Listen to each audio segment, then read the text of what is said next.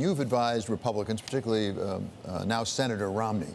What happened to free trade and the Republicans? Because I don't see any Republicans up on Capitol Hill standing up and saying, wait a second, Mr. President, we're for free trade. Yeah, I think there are a few. Rob Portman and certainly the aforementioned Senator Romney do stand out. But fundamentally, the Republican Party has undergone a shift when it comes to these trade issues. And I think you saw this beginning back in 2008. The beginning signs of maybe the free trade position not being as popular as it once was. In 12, I think that shift continued.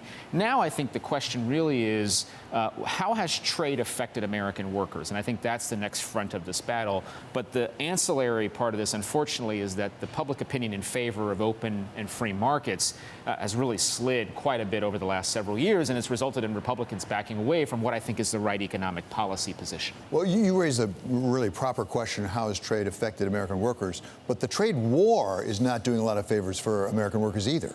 Yeah, I mean, I think it's the single biggest drag on the economy right now. The fact that we have this uncertainty with China, now we've introduced uncertainty with respect to France and some of our other trading partners. The fact that we can't get USMCA across the finish line, which is not entirely the president's fault, but clearly there's a challenge there. So I think all of these things together present some significant challenges for the economy at a time when things are otherwise going very well. So what are the prospects with China? I know you just got back from China, and so you have a report from the front, as it were. What's the perception over in China right now of these negotiations, such as they are with the United States? I think there's a few things to note. First of all, the Chinese, particularly those who are involved in policymaking, are very keen observers of our political process. They understand exactly the kinds of pressures electorally that members of Congress and, frankly, President Trump are under. So they're under no illusion that President Trump doesn't want a deal. I mean, clearly they believe the president wants a deal. He wants that deal also to come in time to be marketed for the election. So that's the first thing.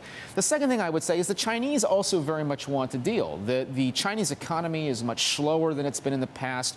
You see this. The result of that is you talk to storekeepers, you talk to ordinary citizens on the street. They recognize the Chinese economy is slower. So they also want a deal. But I think there's also this nationalist sentiment that's begun to arise in China, a sense that the Hong Kong protests really have animated this, by the way. There's really a sense that the protesters in Hong Kong have gone a step too far. And that is a view, by the way, that prevails amongst Chinese nationals, as well as a number of expatriates who live in China now. So the perspective, interestingly enough, is turning much more nationalist precisely at the time when I think President Xi needs it, given where he is in this negotiation with President Trump. We're talking with Lanhee Chen of the Hoover Institute. How badly does President Trump politically need a deal? Because as we look at a lot of the polls, it feels like there are two economies in the United States right now.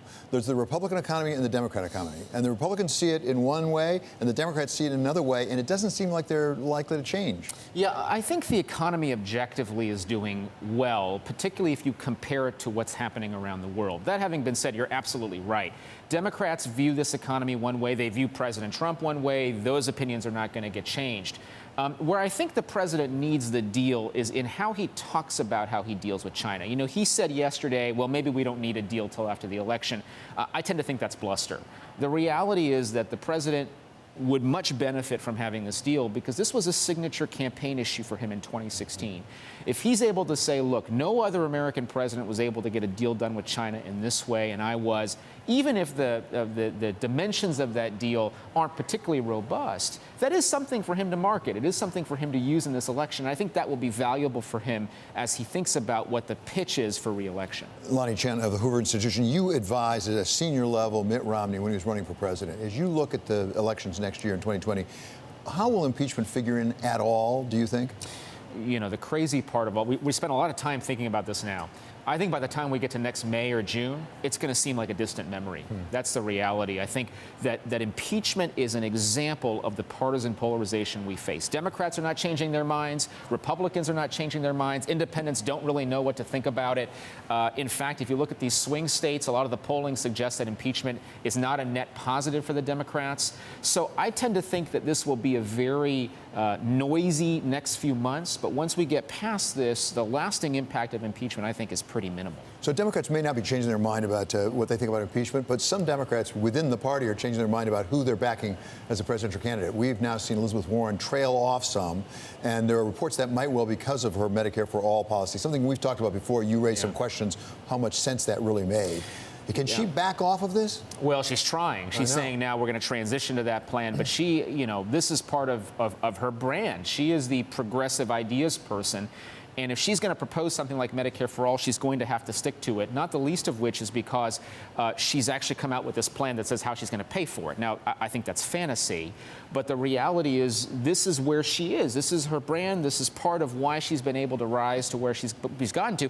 And part of the reason why she's now taking the fall is people are realizing, well, maybe her plans don't make a lot of sense. Maybe she is a liability in the general election. Maybe she's not as appealing of a candidate as we thought. And I think a lot of those progressives are going home to Bernie Sanders, quite frankly, because they sort of see him as the originator of all this anyway. So I think she's really suffering right now. And he's not backing off. Bernie Sanders, Senator Sanders, is not backing off one bit. But how does it divide up between Pete Buttigieg on one hand, the mayor, and also former Vice President Biden? Because it seems like they're almost fighting over exactly the same territory when it comes to health care. Yeah, when it comes to health care, they are. But they're such different candidates. I mean, they're making different generational pitches. In some ways, you've never really seen the Democratic Party, in my mind at least recently, go for the candidate of restoration. They want the candidate that looks forward.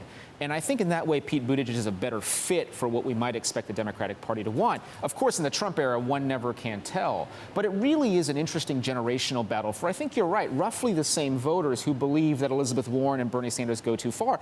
The flip side of that is, when are Bernie Sanders and Elizabeth Warren going to engage each other? They've been very simpaticos so far.